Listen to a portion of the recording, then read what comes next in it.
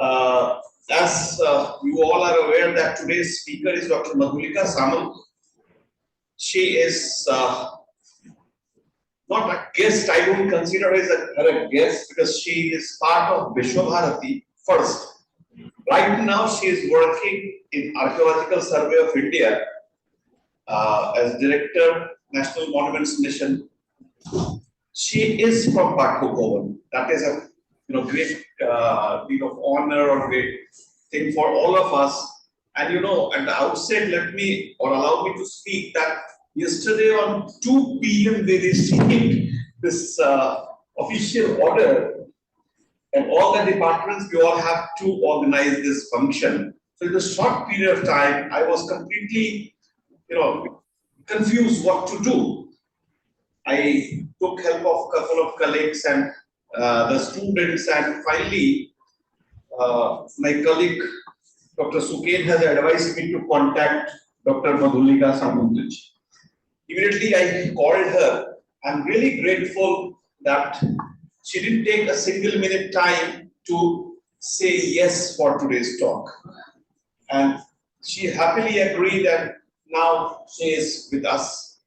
So we all, on behalf of my department, Dr. Samant, we are grateful to you that this short notice you accepted our request to deliver this talk about Visva Bharati and the World Heritage. You can see the topic, and you all are aware. I'm not going to say anything about that. You all are aware. So, and today the details she will tell. After her, doing schooling from here, she moved to different places for her higher studies, which is Deccan College. She done MPhil and then PhD from there only. Later on, she moved London University College, London, for doing a degree on conservations, particularly is the managing archaeological sites. That again, she's one of the key persons in Archaeological Survey of India who is involved in dealing with managing the archaeological sites.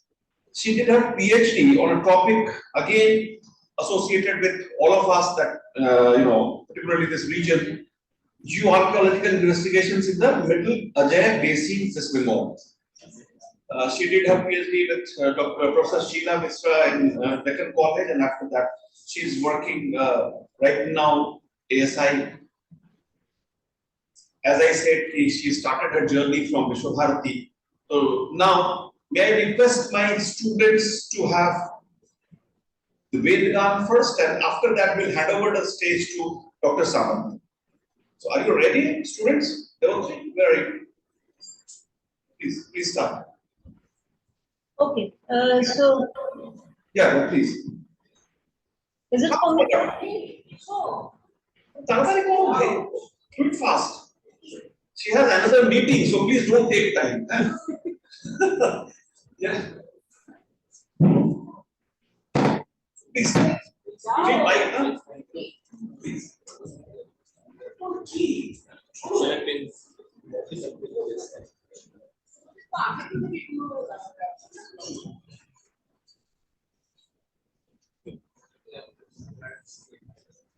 We've done your arts also.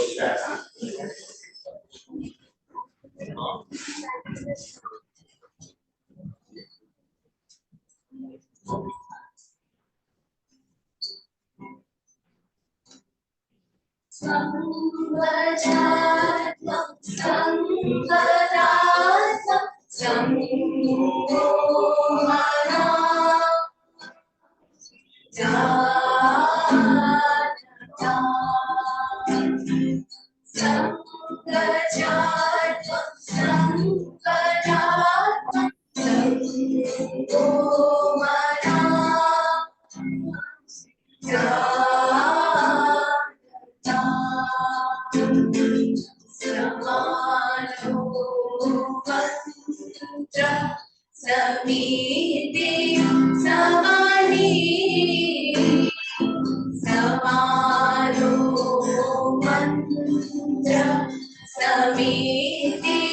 Samani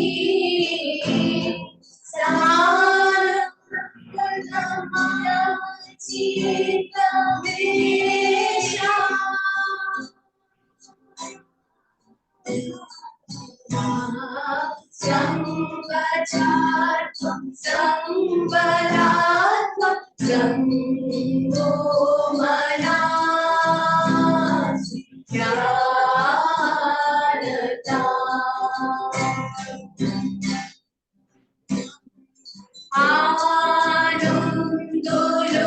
Anandoloke Mongolaloke Virajo Soto Sundaro Anandoloke Mongolaloke Virajo Soto Sundaro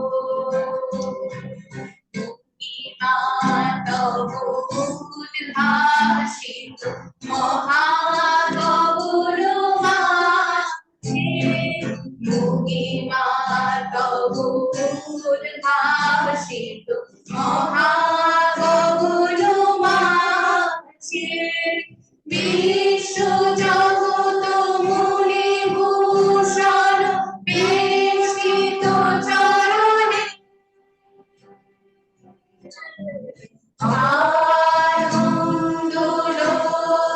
Anandoloke Mongolaloke Virajo Soto Sundaro Soto Sundaro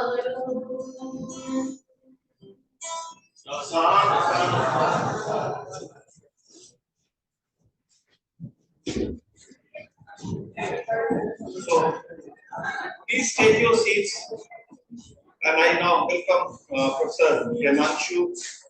The Department of Geography has come. It's a great deal of honor for all of us. May I request now Dr. Madhulika to start your presentation. Okay, good morning to all of you. I hope I am audible to all of you. Professor Kumar, am I audible? Yeah, you are. Please continue. So it's a great pleasure and honor to deliver the first talk on World Heritage and Visva Bharati. And after March, it's nomination as the world in the World Heritage list of UNESCO. It's a great honor and also a pilgrimage for me because I belong to your institution. I am an alumnus of Pathabhavan as well as Uttashikha Shodan, so it's a great honor for me to deliver this first lecture, which was it's arranged by the Department of Ancient Indian History, Culture and Archaeology. So before saying much niceties and going into further formalities, I of course thank Professor Kumar and his colleagues for giving me this opportunity. I'm thankful to you all, the students and teachers who are assembled here today in the morning. So let us start our discussion now on World Heritage and Visva Bharati. I have taken Visva Bharati, I have not mentioned Shantiniketan because there is a concept associated with it that it is a world heritage, and Vishwa Bharati, if you translate its meaning, it actually welcomes everybody. Yatra Vishwa Bhavateka Nidam. That is what the founders imagined about Vishwa Bharati. So I'll be talking about world heritage, and as you can understand that it is associated with the idea of a particular uh, theme of world heritage. It is not a open-ended combination of words. It is not only world heritage the way we understand everyday in everyday life and all. It is having a particular formal meaning. So before going into that, I am just thinking how most of the people are asking that we always Bengalis we consider our heritage associated with Tagore and everything associated with him we understand we think and We believe that it is part of World Heritage, no doubt about it. But the world, when you are going to a convention, when you are going to one body which is governing various processes and various technicalities of World Heritage nomination, they quantify or they make some patterns associated with these two words, world and heritage. So, if you proceed further, so that's what I wanted to discuss. That what do we mean by World Heritage? So, most of you are aware. Whatever I am trying to discuss here, it is not basically the facts which you will find everywhere, but I want to discuss some ideas, and the time is very short. So, World Heritage Convention was adopted in 1972. What happened before that? Didn't we have World Heritages all over the world? Yes, we of course had, but no one thought of recognizing them as World Heritage.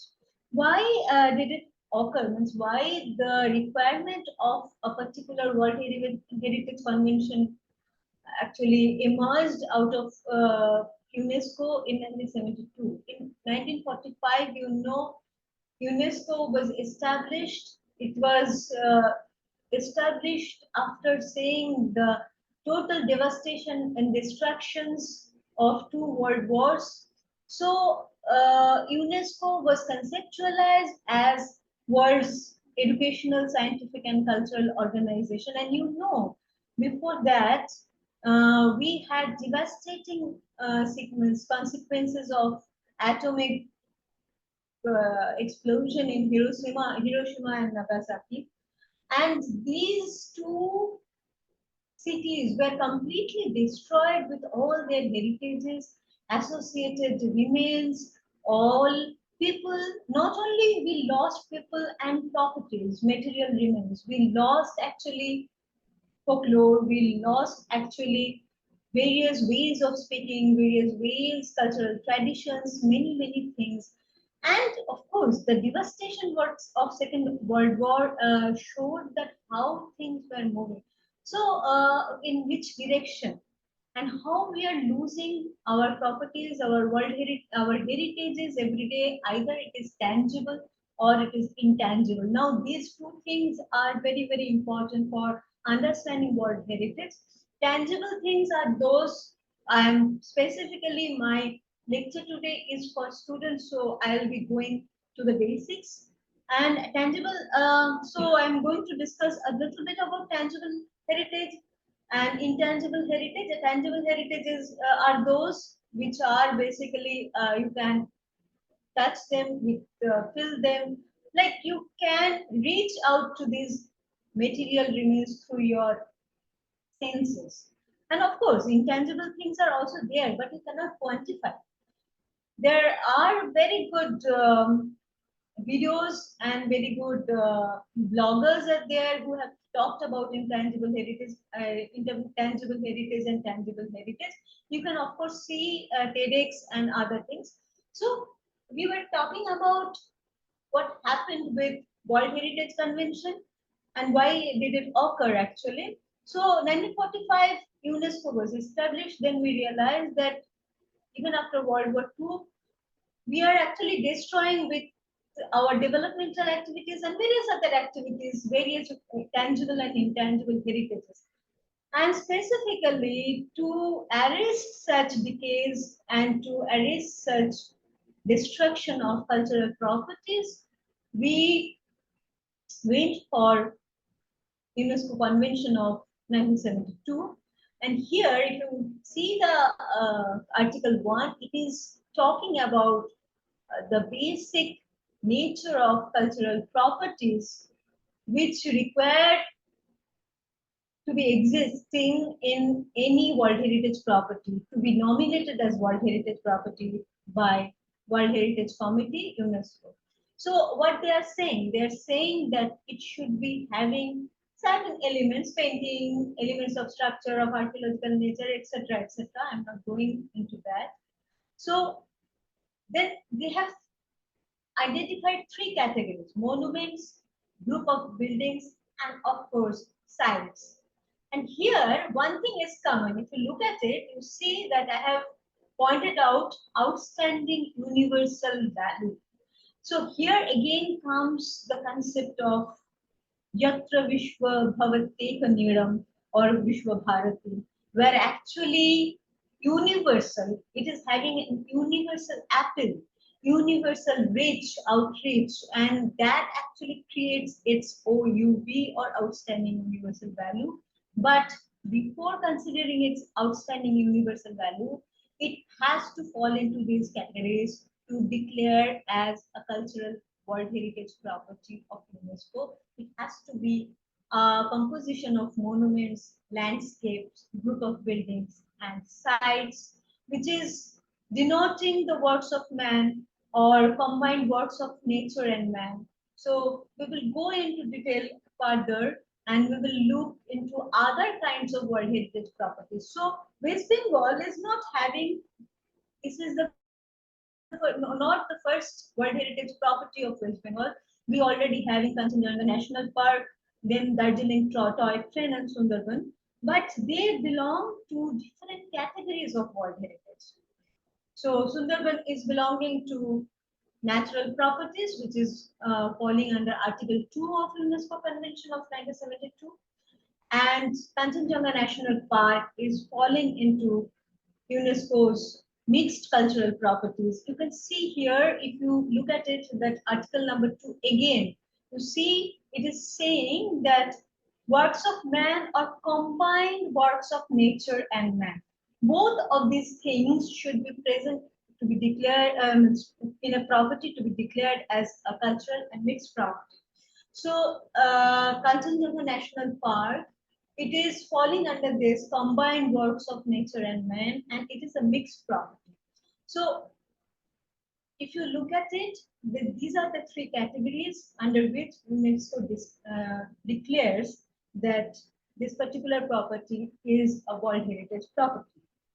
In case of Shantiniketan, after it was inscribed in the list of UNESCO's World Heritage list, people started asking in social media and various other platforms that this is a World Heritage. Always we knew that this is a World Heritage. That why it took so much time to declare it a World Heritage, because most of the people are not aware of nitty-gritties associated with World Heritage nominations. So these questions are very, very natural. To convince a world body that your property is having that outstanding universal value, you require to quantify it. You need to make it the proposal, need to make the proposal in certain pattern so that it matches its criteria. So in case of Visva Bharati Shantiniketan, the process started quite long time ago. But to fall under this particular criteria, which were declared by UNESCO as significant elements of any World Heritage property, it took a long, long time to make a proposal, to give it an idea. You see that we have not actually considered Shantiniketan an intangible heritage. It is coming under tangible heritage category. It is comprised of monuments, group of buildings, and sites. It's not that we are talking about something like education system. Of course, it is associated with it, but basically we are coming down to something which you can touch, which you can actually uh, understand through your very basic senses. So this is tangible. The tangibility of Vishobhat, the tangibility of Shantiniketan, that has been inscribed in the World Heritage List. So let us go to the establishment of UNESCO, etc. I have already talked about its establishment in 1945. Then also we talked about World Heritage Convention in 1972.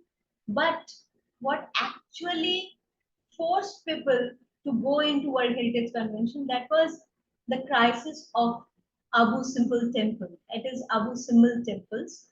It is a not only a single temple. There were several temples associated with it. And in 1960s, you know about Aswan Dam. So it was actually getting created, and entire this landscape was getting submerged under this Aswan Dam. So the people thought that this is going to destroy a huge part of history, human history. It is not belonging only to Egypt. It belongs to everybody. It belongs to someone who is living in India or in China or in Russia or something. So how to save it, safeguard it? What should be the management plan? It is not associated, World Heritage Declaration is not associated with only its conservation, its recognition of its marvelous uh, contribution to the world culture or its significance as natural heritage. It also actually puts you in a place where you have to think about its management. You have to think about how to protect it from future destruction. You have to talk about its stakeholder ownership and various other issues. So Abu Simbel Temple, it was actually a part of salvage archaeology project. And later on, in 1978, when actually the inscriptions of World Heritage list started, with that, Abu Simbel also came as World Heritage Property in 1978. Of course, India signed this World Heritage Convention in 1972 itself, and we have a very significant legislative intervention after this, not associated with monuments and sites and landscape, but it was associated with, it is associated with antiquities and all. Antiquities Art Treasure Act of 1972. This also came up during that same period. But of course, this things started getting in 78. So this was the background, and you know that this is the structure of body of World Heritage Committee. We have 21 state parties. They can actually be there up to 6 years, but generally they don't go for 6 years. Mostly they go for 4 years or so, so that all other parties, 198 countries are there with UNESCO, United Nations. So they should be accommodated in this committee, and this is actually rotational. So it is having also having one World Heritage Bureau. Kindly the chair is from Saudi Arabia. So you know actually the World Heritage Declaration for Shantiniketan came up in UNESCO's meeting in Saudi Arabia's Riyadh on 17th September. So we are now also a part of this World Heritage Bureau. India is a part of its World Heritage Bureau now. So when one state body actually sees or that particular property is having that outstanding universal value, it actually nominates it and submits this nomination list to its nodal agency. In case of India, it is Archaeological Survey of India, and to the United Nations, this UNESCO, this body of UNESCO.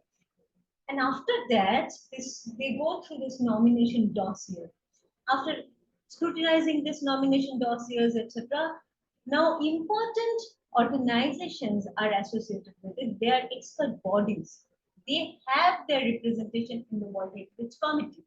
We have for cultural properties, we have Monuments and Sites, International Council of Monuments and Sites. For natural resources, you have IUCN. So that is also very important. And of course, the Center for Study of Preservation and Restoration of Cultural Property, Rome, that is also very important for World Heritage Committee. So once you nominate one site, they will come, they will check that whether this particular property is fulfilling the criteria of World Heritage nomination, and they will submit their recommendation to the World Heritage Committee. So if we go again to universal value, what they will see, what they will look at this property, these are the criteria. So if you go to United Nations, this particular website, World Heritage Committee, World Heritage Convention, you will go and see that there are certain patterns to be recognized in a particular property. There are 10 criteria. I'm not going into detail because these are all available in the net. You will, if you search, you will get it. So you will see that there are 10 criteria and 1 to 5 particularly. These five criteria, they belong to uh, those properties, or they have to be present one criterion or any one or two or three or four criteria to be present. You have to get it in that cultural property. You have to prove. The state party has to submit the dossier clearly stating that this particular criteria is present in my property. So these are the criteria of cultural properties. And if you see the next slide, you will see that there are cultural particular criteria for natural properties. And if you see particularly the cultural property number 6, this cultural property is not actually cannot be used independently. You have to use it along with some other criteria. And of course, this from 7 to 10, these are belonging to all natural properties.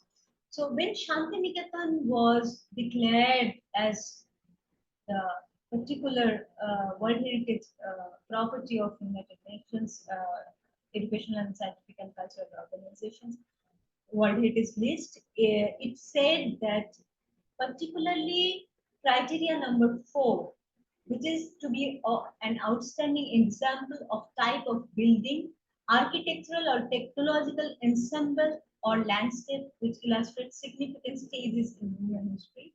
And of course, to be directly or tangibly associated with events or living traditions, with ideas or beliefs, with artistic and literary works. These two criteria, 4 and 6, these were considered as present in Shantiniketan and Visva Bharati. So it is Tagore's work. It is not only his work, but his influences in all over the world, and of course, specifically in Asia, South Asia region, and interactions with various countries existing in this region, such as Japan, such as Indonesia, Cambodia, and such nations which are closely associated with India for a quite long time. So it is saying, the nomination says that it is established in rural Bengal in 1901, and it is actually transcending the boundary of India in its appeal. It's a world university, that's why I have chosen particularly Visva Bharati. So that has been emphasized by UNESCO, and it is not the occidental way of teaching and academic way of teaching elsewhere we find elsewhere. It is the innovative Oriental ways of teaching. It is not only the traditional Vedic system or all. It is innovative Oriental ways of teaching that has been recognized by UNESCO. It is having a pan-Asian appeal that made it a World Heritage Property of India. So it was inscribed on 17th September. It was a great moment for all of us who were associated with it or who were not associated with it directly, because we are all Indians there. Ultimately, now we have this 1,199 properties which are cultural, and 48 of them are transboundary, such as you can find that there are several such things which are like, if you take Saraideo Moidam in Assam, it is having that ingredient inherent in it, like similar kind of Moidam, similar kind of burial chambers. These are all available in South Asia, Southeast Asia, and even in Europe and many other parts of the world. So it has that element. So these are called transboundary nominations. And now this is the condition where we are standing. World Heritage Properties in India, total we are having now 42. If you go to this particular list, you can find that World Heritage Properties which are there. People often say that why India could not recognize Shantiniketan earlier. Of course, this is something a shortcoming from us, but those which were declared World Heritage earlier, those were not less in its appeal as a World Heritage property. You can see these are Agra Fort. These are having an universal outstanding value. It is transcending the boundaries. So that is the thing that is which we are talking about. And then comes that particular area, which are the things which got nominated as World Heritage in Shantiniketan. So you can see here, it's a very small part. Actually, 161 buildings were notified, 161 buildings were considered. You have Uttarayan complex, you have Ashram area, you have Kala Bhavan and Shomi Bhavan block. There is that particular red marked area. This is the core area. We know it as the core area of World Heritage property. And the blue lined area, I have taken this from directly from the dossier. You can find it now in UNESCO website. So this blue area is the buffer area. So buffer area can have some alterations, but the core area, you need to go to the World Heritage Committee's permission to even change limitation or delimitation of the core area in future. And what happens after World Heritage nomination, there will be huge pressure on any World Heritage property of pressure of tourism. People will come and there will be stakeholder participation and there will be people from local communities. They will be willing to participate in its various activities as World Heritage. So people get huge benefits after one property gets declared as World Heritage. The thing is that um, in case of such declaration, the property also faces huge pressure for developmental activities. Now, developmental activities, inconsiderate developmental activities can actually endanger a property. And we have seen in case of various other properties, in case of Europe, in case of Germany, which is a very developed nation, people say, there we have found that Dresden, one for property, which was included in the endangered list of World Heritage Sites. People think that it has been declared as World Heritage, so the recognition will remain for uh, time, eternal, for uh, the eternity. But it never happens like that. If you go for actually inconsiderate development, then UNESCO can de-recognize your property, and that happened with Dresden. They preferred development over recognition as World Heritage property. And in case of, I have said that even small changes in your core area also, you have to go back to the World Heritage Committee and take their permission to do any delimitation or any change in the core area. And that is the buffer zone. Why it has been kept? It is for the protection of the core area, so that nothing comes up in between. So this is the particular area. You can see Goalpara, Shambhati, and where actually this buffer zone goes, and Srimikaran, etc. It was pretty difficult for all agencies involved, Visva Bharati, as well as the nodal agency, Archaeological Survey of India, and the project associates who are continuously working in that project from Kolkata and other participants who are closely monitoring this project, because this the pressure of development, the pressure of construction all around Shantiniketan, the pressure of our certain imaginations, middle class imaginations, our expectations from universities and all. So one small area, if you consider total area of Visva Bharati. It is an immense pressure on the university as well as management, as well as the buildings, the properties associated with it, that may not be sufficient to actually uh, resist these pressures in future unless and until we take precautionary measures. So if you go into detail, so further after the recognition of Vishwa Bharati Shantiniketan as a World Heritage Property, you can see how World Heritage Property recognition moved chronologically, temporally from 1978 onwards, and majority of the properties now we are having, majority are existing in Europe and North America. Mostly our Asia and Pacific, they are not having much. Why it is so? Because of this developmental activities, their pressure and our failure to resist it, resist the pressure of development on any property which has been declared as World Heritage or keep it as World Heritage. So this thing is going to be faced by Shantiniketan in future also.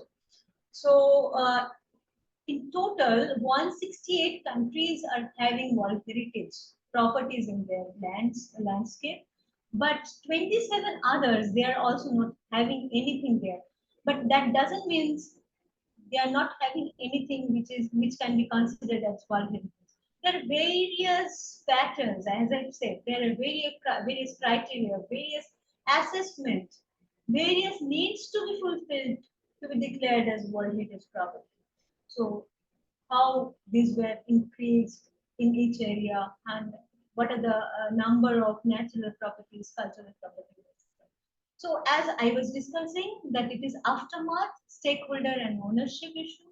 So in case of other properties which were already inscribed in the World Heritage List like Nalanda, etc., we already had several court cases, etc., associated with Nalanda and all that. Out of these 34 properties which we have discussed about Indian cultural properties, World Heritage properties, 24 of them are directly under the nodal agency, that is Archaeological Survey of India. So Nalanda is one of them. So here we had to face a lot of ownership issues, stakeholder claims, like over the landscape, and these are the issues to be faced by Shantiniketan in future. So this is a part of your routine now, Shantiniketan, as a World Heritage property. So now comes like site management, prioritization of values. You have certain values which has to be always present. There is no compromise on them. That is particularly authenticity and integrity.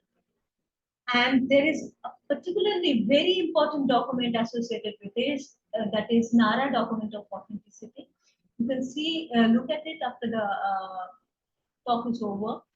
So this prioritization of values is also very closely associated with one World Heritage property, which should be considered as authentic and which should be considered as integral property. Because if you change something, if you reconstruct something, there are certain definitions, certain words, certain elements which are associated with like preservation, conservation, restoration. You cannot replace one word with the other.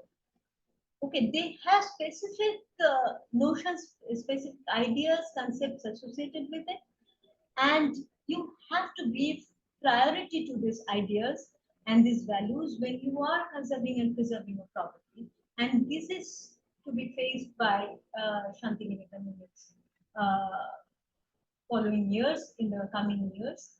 So now comes restoration. What is to be restored and how to organize the visitors. And after month of all any inscription in the World Heritage List, I have said that there will be huge pressure of tourism. Everybody will want to see Shantiniketan. Those who were not aware of Shantiniketan, they will also like to see Shantiniketan. Why this media is claiming all over media there is this joy and all fascinating stories coming out of Shantiniketan. People will like to be a part of it. People will come and people will like to see that tangible heritage which has been recognized at World Heritage Property. So visitors management will be a very crucial thing to develop further. You cannot develop actually anyway, restore anything. You have to consider all those things for authenticity and integrity, etc. Then there will be debates, also academic debates, what should be important there, what is not important there, and these things will be there at the door, knocking at the door of Shanti. So site management policies will be heavily influenced by this, and Vishabharati has to consider all these aspects in the future. And what will happen after? Periodic monitoring will happen from UNESCO's side. There will be preservation and conservation efforts from UNESCO, Nodal Agency, and Vishabharati. Technical help and professional guidance will be also provided. But all these things will happen to actually stop endangering the site and any change in the core area. So with these things, you have to get prepared for future course of action. And I congratulate Visva Bharati as well as all associated with this particular proposal, and Shantiniketan, its numerous students, all people who are associated with Shantiniketan in any manner. It's own students, its future students, and its all ethos, values of humanity and world heritage properties. So with this, I end my talk on World Heritage Property of Vishabharati and Shantiniketan. I thank you everyone for patiently listening to me, and I thank all of you, and thank you all. That's all. Thank you, Dr. Saman. I think this is your talk is helpful to understand the meaning, actual meaning of World Heritage. After that, the management of sites, the area which is, identified as World Heritage by UNESCO. These things you made clear to all of us, particularly the students. It will be very helpful for the students of Visva Bharati. They are the stakeholders in future. So thank you very much on behalf of this whole department.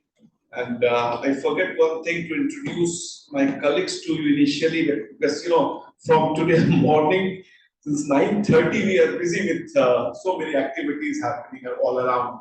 So let me start with Dr. Suken Saha, Dr. Lamin Sinte. Move the mic, na? Oh, sorry, camera. Dr. Suken Saha, Dr. Lamin Sinte, Dr. K. Rajan, Dr. Sarita Khetri. I think you are aware about Dr. Suchita Roy Chaudhary, and that side two of my colleagues are there, Dr. Sujata Rakshit and Dr. Saboni Pramanik Nayak, and rest are research scholars, graduation and post-graduation students. So on behalf of all of them, I'm really grateful that you accepted our request and you have delivered enlightening lecture for on this topic. If you have some time, then I can request you to stay online, because students of ours, they requested us to have a Ravindra Sangeet, and after that ashram song we will close this function. So can I request you to stay sometime? Yes, and there no issue. Or if you have meeting, you can afford to have a meeting. Please, let them finish the program. Okay. So now I request my students to come and start the function what they have proposed. Please, Seva.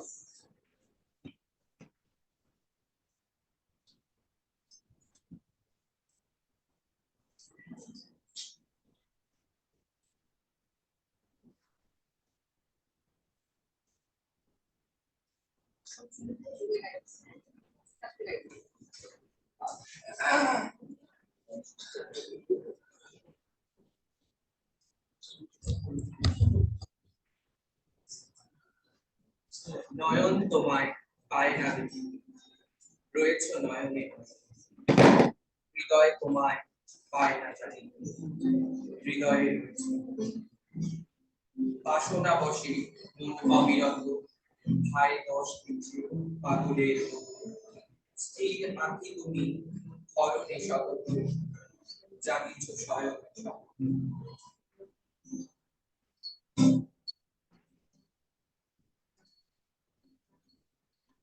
ফুলের পরশ মনি ছোঁয়াও প্রাণে, এ জীবন পূর্ণ করো, এ জীবন পূর্ণ করো, এ জীবন পূর্ণ করো, এ জীবন পূর্ণ করো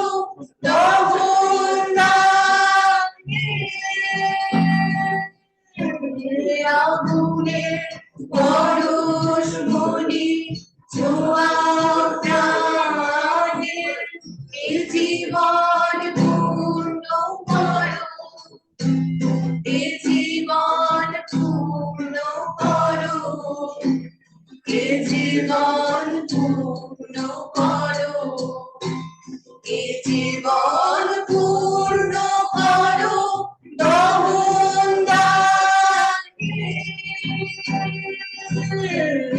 আগুনের পরশ মনি ছোঁয়াও প্রাণে। অন্তর্মোহ বিকশিত করো, অন্তর করো হে, নির্মল করো, উজ্জ্বল করো, সুন্দর করো হে, জাগ্রত করো, উদ্যত করো, নির্ভয় করো হে, মঙ্গল করো, নিরলস নিঃসংশয় করো হে, অন্তর্মোহ বিকশিত করো, অন্তর করো হে। তোমার খোলা হাওয়া লাগিয়ে পারে, তোমার খোলা হাওয়া লাগিয়ে পারে, তোমার খোলা হাওয়া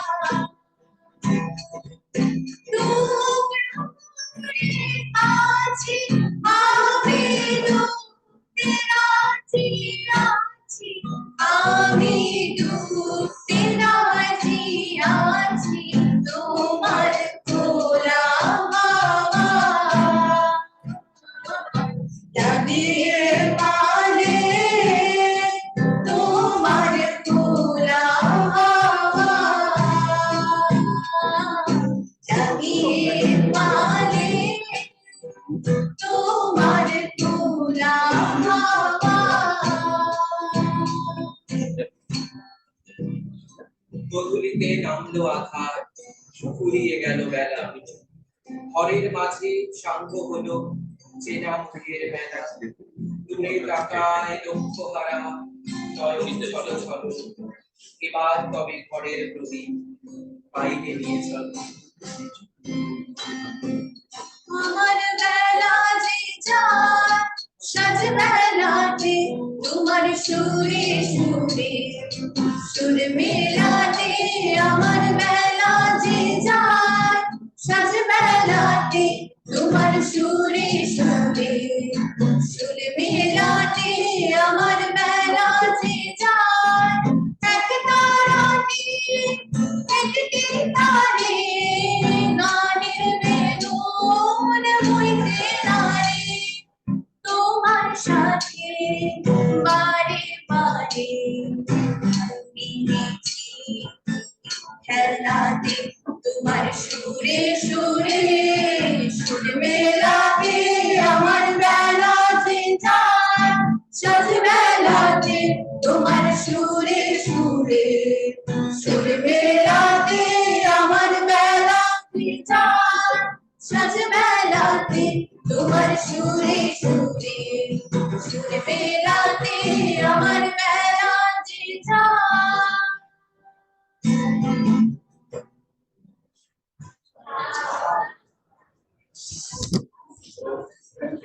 Sehwal and your friends. Now, may I request my colleague Dr. Suket Sir to come to the dais and deliver a formal vote of thanks, and after that, we'll have our Sangeet and then we will invite up. Please, Suket, Dr. Suket.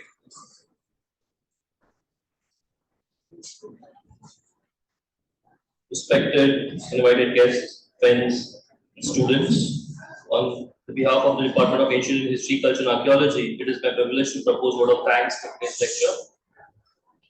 I would take the opportunity to thank our distinguished speaker, Dr. Madhulika Samant, for sparing her valuable time for us from a busy schedule.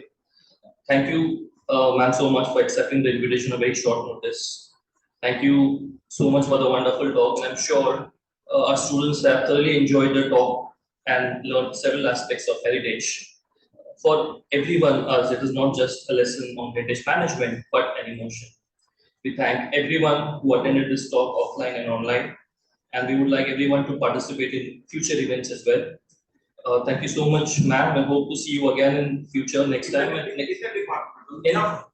Hopefully in the offline mode. Yeah. And if you permit, we would like to upload this talk on our official channel. I hope we have the permission, ma'am.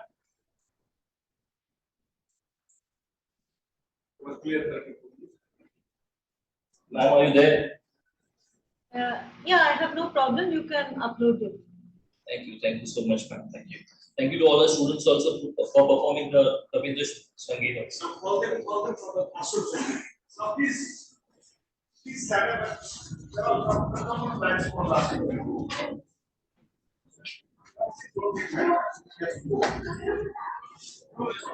Fast. Hurry up, fast.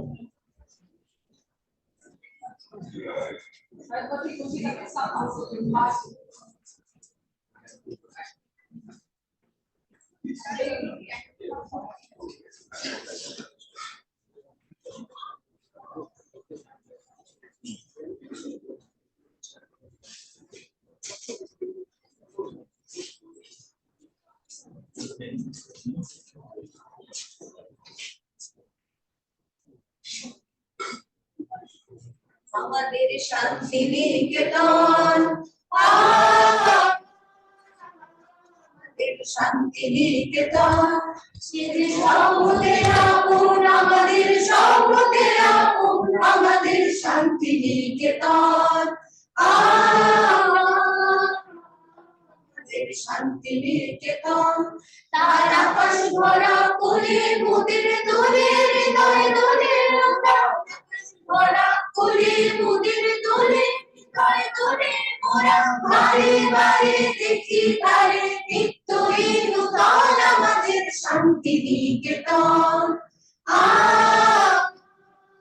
আমাদের শান্তি নিকেতন মূলের তরু মূলের মেলা মোদের খোলা মাঠের খেলা মোদের নীল গগনের সোহাগ মাখা সকাল সন্ধ্যা বেলা মোদের তরু মূলের মেলা মোদের খোলা মাঠের খেলা মোদের নীল গগনের সোহাগ মাখা সকাল সন্ধ্যা বেলা শানের ছায়া গীতি বাজায় বনের কল গীতি সদাই শানের ছায়া গীতি বাজায় বনের কল গীতি সদাই পাতার নাচে মেতে আছে আমলকি কানন আমাদের শান্তি নিকেতন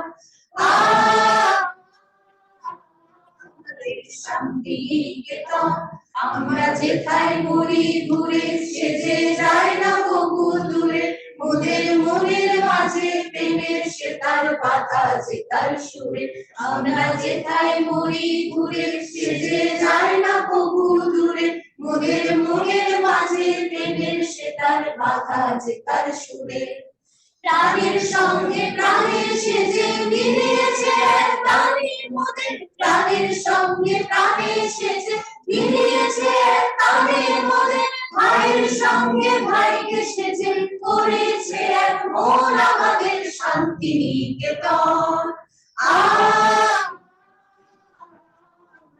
শান্তি নিকেতন